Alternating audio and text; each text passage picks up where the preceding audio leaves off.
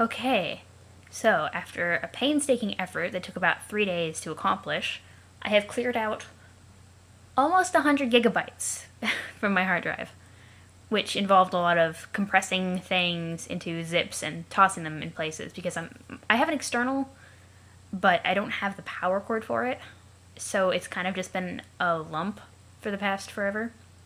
I need to get into ordering a power cord for it. So I have anime on here that's like fan subs from forever ago that were later licensed, and I'm just like clinging to them because they're really hard to find. And they're better than what we got, in my opinion, like the Oran fan dub. Amazing. I have nothing to do at all emotionally with the translation effort, which I thought was awful. So, that being said, I don't even remember where the fuck we left off. Looks like Rose was talking to Doc Scratch, so they wanted to talk about the scratch. So, my throat has been bothering me today, so my voices may suck. Big floaty gear thingy, what's she doing here? Is she in a land of heat and clockwork? Alright, let's see. You are situated near the game construct supplied by your session for causing the scratch, yes? Are you actually asking? No. That was a fact, and then a question mark. Ah, well, yes, I am. It is a large plateau shaped like a record. It's called the Beat Mesa. I know. Is the game construct different in other sessions? Yes. It will always be an edifice of similarly cryptic design located on the planet that is home to the hero of time. Its environment dictates the nature of its construction. Its power is dangerous, and is meant to be utilized only in emergencies such as yours. You mean in sessions where victory is no longer possible? Yes. Due to creating an unstoppable adversary, who triggers the reckoning prematurely? Is that sort of emergency common? No. Failure is common, but the composition of yours is quite atypical. Okay. Then it's like a panic button for the players to push once they realize the cause is lost. Yes, but causing the scratch is not an easy task either. The construct must be destroyed in a very specific way to release its energy. The keeper of my ectobiological father began the process. It must be finished.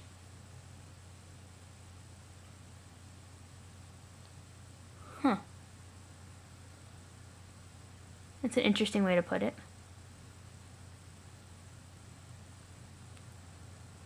The keeper of my ectobiological father? He considers Dave his ectobiological father? I'm curious about that. Anyway. It must be finished. Who? The guardian of the Night of Time. Dave's bro? Yes. How do I finish it? You don't. Not you personally. Another will. You will have something more important to attend to, remember?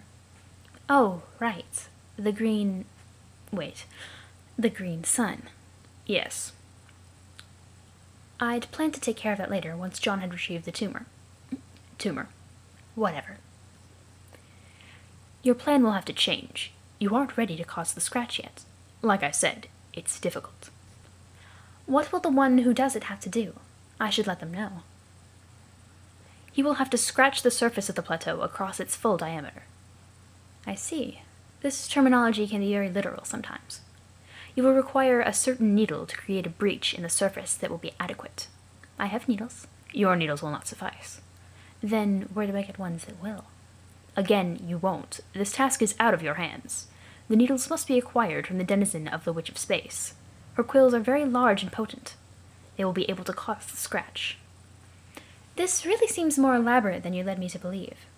I didn't lead you to believe anything. I told you to find the construct, and await advisement on the scratch. The plans you were making were based on assumptions and fabrications of your imagination. You were writing mere stories, much like those about your false magical men. I wish what I'd written in my private journals could be confined to your dark spots. I don't. I find your stories entertaining. You're being creepy again. No, I'm not. Besides, the White King agrees with me. What? For a seer, your vision of events surrounding you is rather limited. It's charming. Just please stop complimenting me. No. Wow. It's the tiniest little split.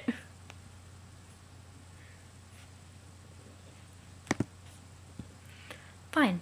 Then please at least try to sound more sarcastic when you do it. Oh, sure, I am really going to do that. Yes, very likely. Then the scratch will be implemented later, by either John or Dave, I presume. You used a male pronoun. Yes. I guess it makes sense that it would happen later. My understanding is that Jack will not be banished from the session until the end of the reckoning. Near the end of the reckoning. Yes, Jack will exit your session later, but this has nothing to do with the scratch. Not directly, as you imply. I don't understand. I thought that was the point of the scratch, to open a rift in space-time, as it were, and banish him into the troll session. No. That is not the purpose of the scratch at all. The scratch does not open a rift in space-time. Then why have you directed me to cause it? Does it have something to do with enabling you to die? No, not directly.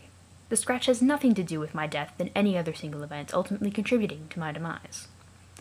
I think it's disingenuous for you to behave as if I have not been misled. You say you don't lie, but what about lies of omission? Lies of omission do not exist. The concept is a very human one. It is a product of your story writing again. You have written a story about the truth, making emotional demands of it, and in particular of those in possession of it. Your demands are based on a feeling of entitlement to the facts, which is very childish. You can never know all the facts. Only I can. And since it's impossible for me to reveal all the facts to you, it is my discretion alone that decides what facts will be revealed in the finite time we have. If I do not volunteer information you deem critical to your fate, it possibly means that I am a scoundrel, but it does not mean that I am a liar. And it certainly means you did not ask the right questions. One can make either true statements or false statements about reality. All the statements I make are true. Unless you're joking. Yes. Ha ha, hee hee, hoo hoo. Exactly. Then I guess I'll start asking better questions? I like the phrasing there. Then I guess I'll start asking better questions. Good. I will make a seer of you yet. Will you? Yes. You can start by shoring up the reliability of your sources. You proceeded to question me, believing you understood the purpose of the scratch. You received your information about it from the trolls.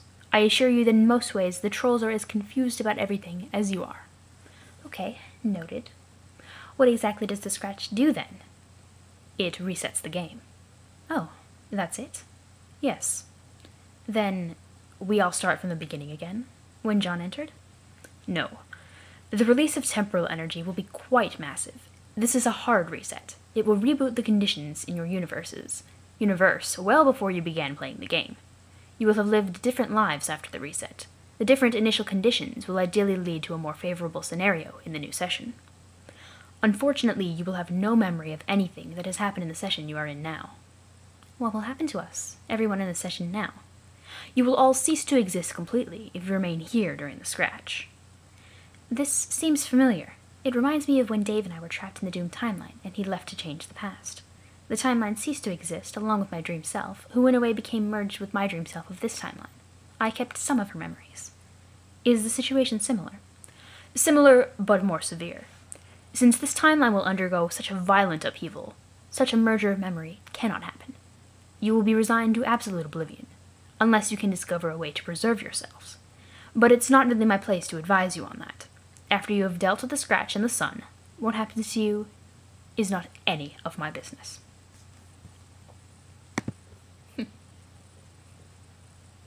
This is very interesting.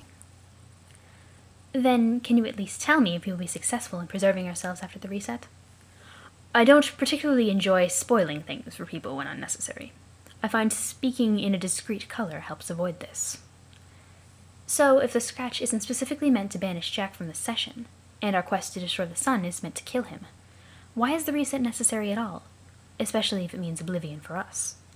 Because you cannot achieve the ultimate reward in this session. Your battlefield is cancerous, and the reckoning will destroy it prematurely regardless. By resetting, you will create a session which can bear the fruit of a new universe, even if you will not be the ones to claim the reward. Don't you want to fulfill your purpose? I guess. But it's a little disheartening to learn I'm now faced with not one, but two suicide missions at once. One to destroy Jack's power source, and defend all of existence, and another to ensure our cosmic progeny at the price of oblivion. That frames the dual objectives accurately. But if you are inventive, you may find a way to survive the reset and participate in the renewed session. It's up to you. Just as it's up to you to face the decision to claim immortality before you enter your creation. Immortality? Yes. Do you mean ascending to the god tier? Yes. I have reason to believe that I won't. The trolls have not indicated I will die on my quest bed, or that any of us will aside from John. Instead, I've been given a more troubling and ambiguous forecast. What have I said about confirming the reliability of your sources? Are you saying I will? No. Oh. Well, will I? It seems you'd like me to do some more fortune-telling. Fine. Maybe this question will suit you better. Is it possible? Or probable?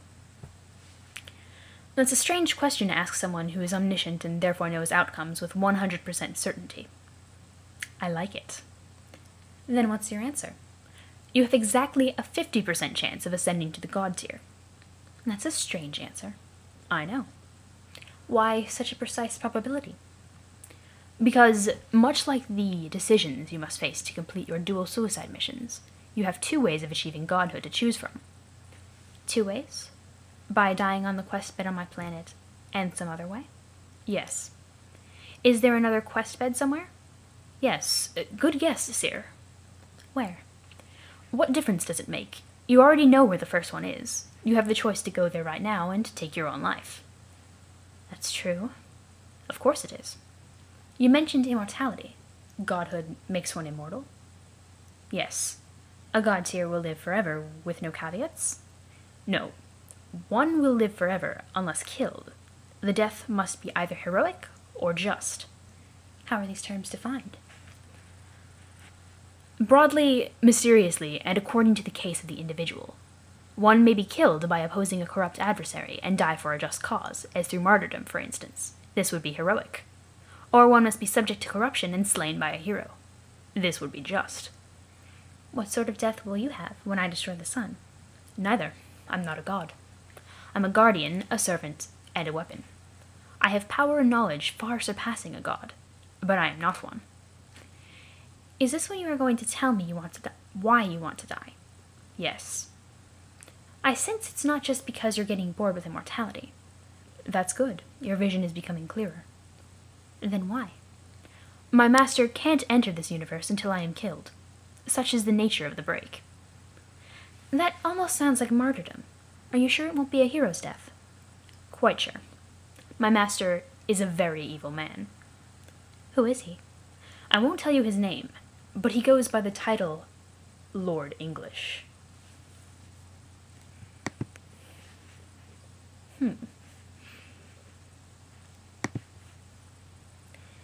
This is very, very, very long log. Jesus. This doesn't sound like an especially admirable objective, releasing an evil man who is presumably more powerful than you, an already omnipotent being. Am I right? You are right about both. It is not admirable, and he is considerably more powerful. But you must decide which objective is more important. You may decide to attempt to destroy the sun and end my life. This will neutralize Jack, who is also much more powerful and dangerous than myself by virtue of the ring he wears, in addition to drawing energy from the same sun as I. He poses a significant threat to reality. But in the process of killing him and you, I release your master, who is just as deadly? He is more deadly. But the danger he poses is sanctioned by paradox space. It is a known quantity. His very existence in a universe will mean it will inevitably be torn apart. But there are rules to his entry, and his grim procession through paradox space is rather orderly. The present equilibrium has accounted for him, and will continue to do so. Jack, however, is a loose cannon. He will not stop until he destroys everything he encounters. Additionally, his existence is your responsibility.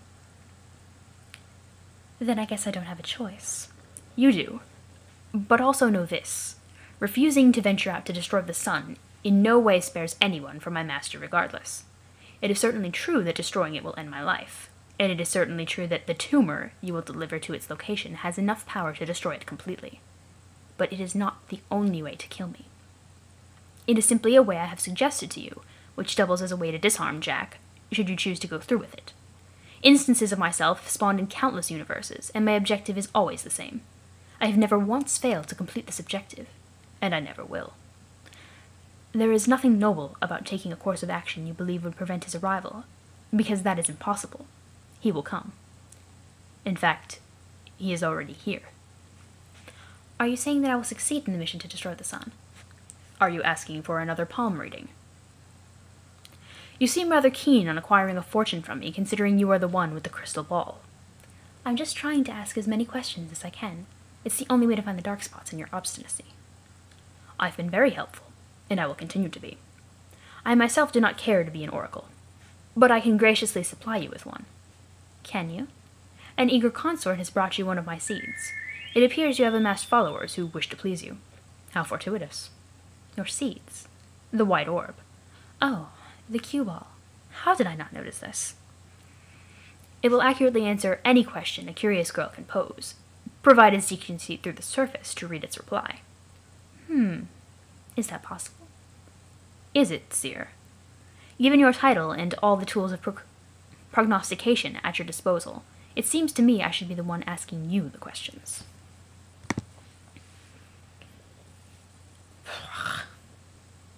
I think I feel my lymph nodes giving up. How can I see through it? It seems you weren't listening, so I will state this again in the form of a question. Don't you think I should be asking the questions from now on? Yes, if you wanted to be disingenuous and irritating. Don't you think a clever person should be able to acquire information for someone who only asks questions? Then it's a challenge. I pass. Do you have a choice? What if I'm feeling a bit stubborn? Okay, so what you mean is I should continue humoring your leading questions until you happen to ask a certain rhetorical question. Until you happen to ask certain rhetorical questions that contain information I need. Was that a question? That was a fact, and then a period. How does a seer see? With a crystal ball? I already considered that.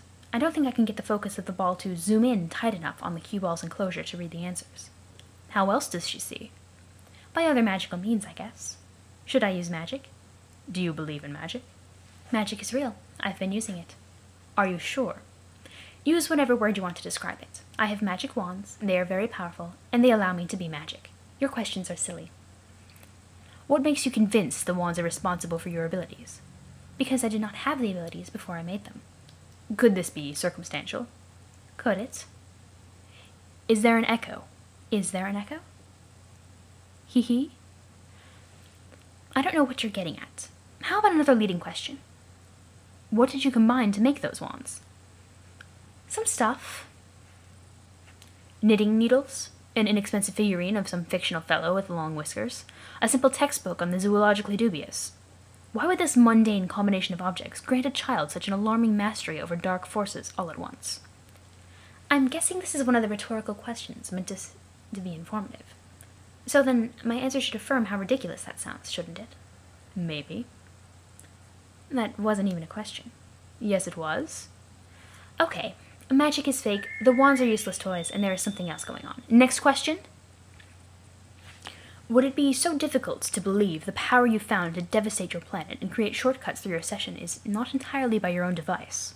Would it be so difficult to believe a young lady could be unwittingly apprenticed by more powerful abilities, who meant her potential to be realized later through some arbitrary trigger? What would you say if I said a dutiful girl raised in the daylight was protected by a bulb-headed guardian and learned to glow in the dark after death?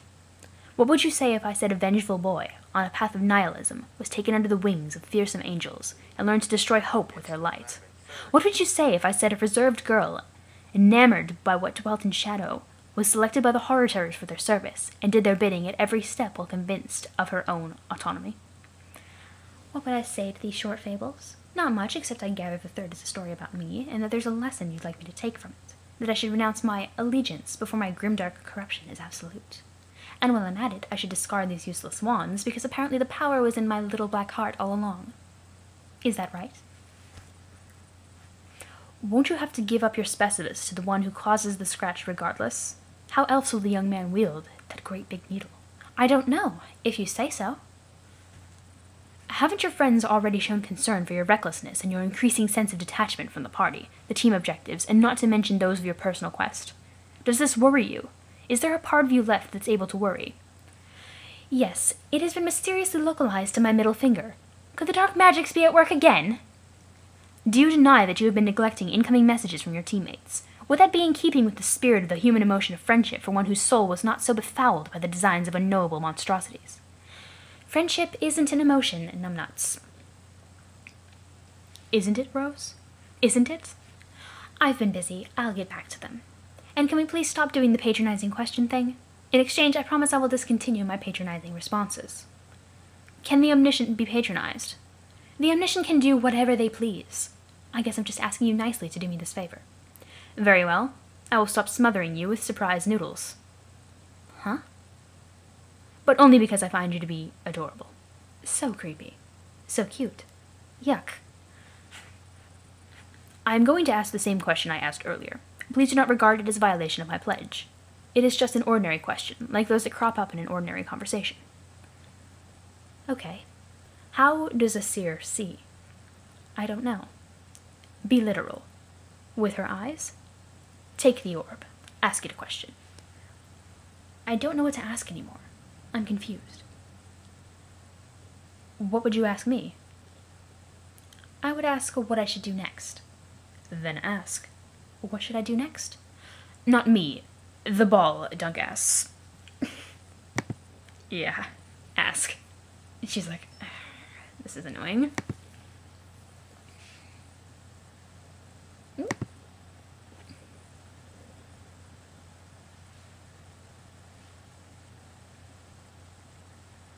Answer, Jay. Answer. 20 years ago. Sorry for the delayed response. Answering seems to be what to do right now. Rose, jeez! Finally! You sure seem to be absorbed in whatever you're doing on that computer. Were you talking to someone? Oh, right. I forgot I gave you the code for the crystal ball. And here I was thinking I'd safely delay responding to messages without seeming like an ass the way it usually works. Oops. Oh, no, I don't blame you for not responding. You must be very upset. Are you okay? Why would I be upset? Because I figured you would have found out by now, but I guess you still don't know? Know what? About John's dad and her mom. Rose? Hello? Oh no.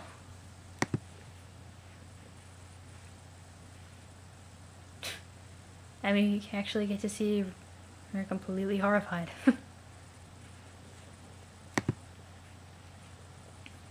And then angry. Rose, please say something. You're making me nervous.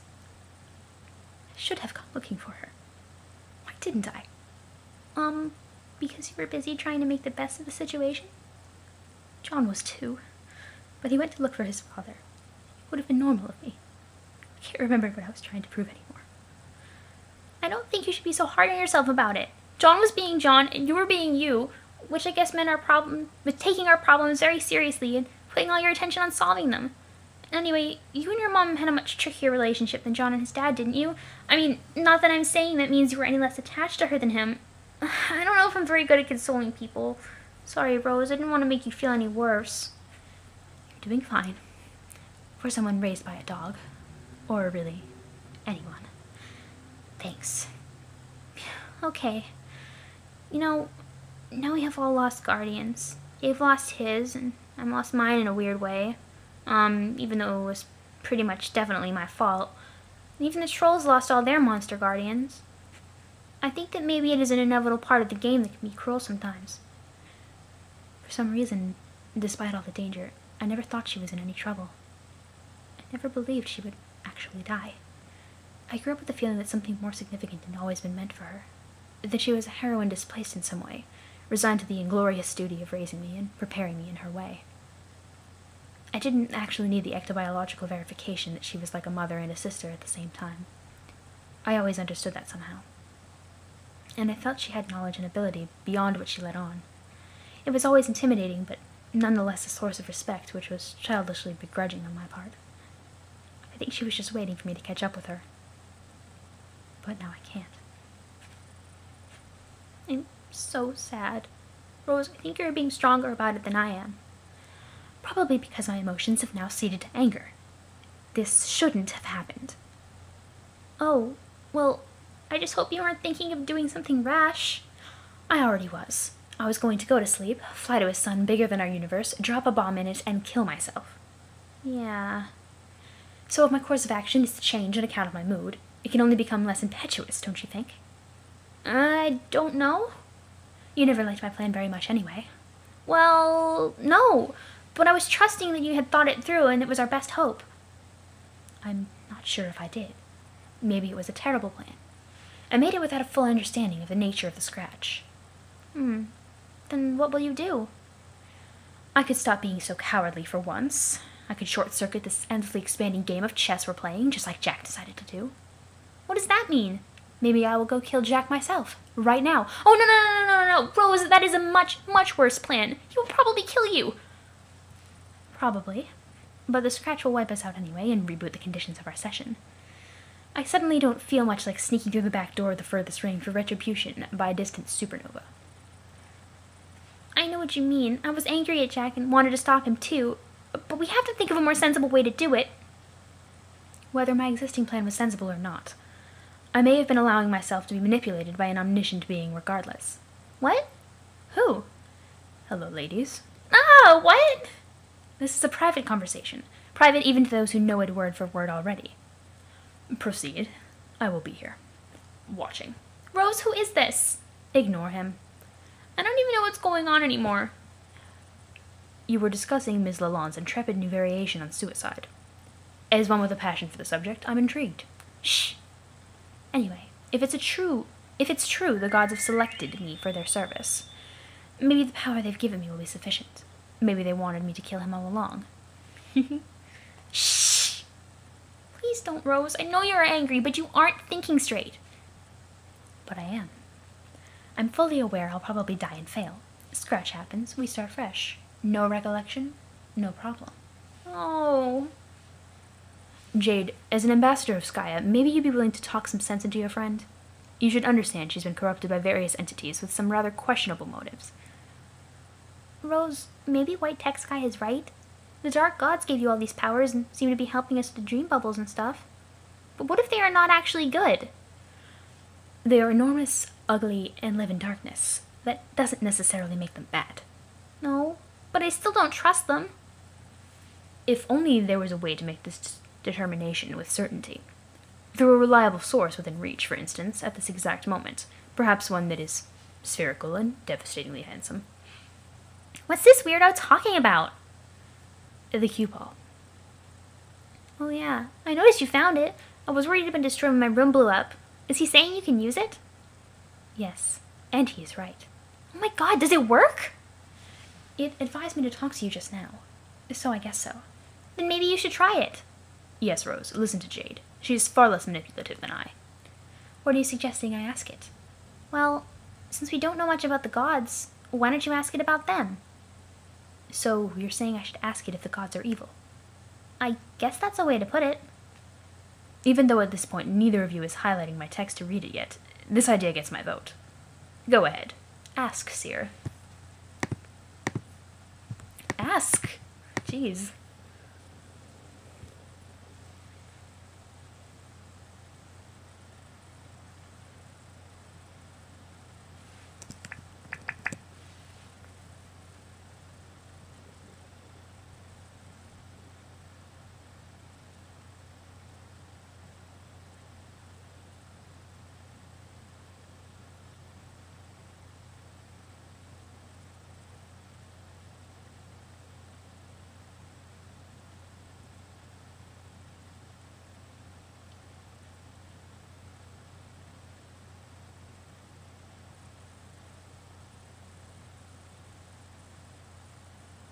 Whoops. Well then. Guess we'll find out next time.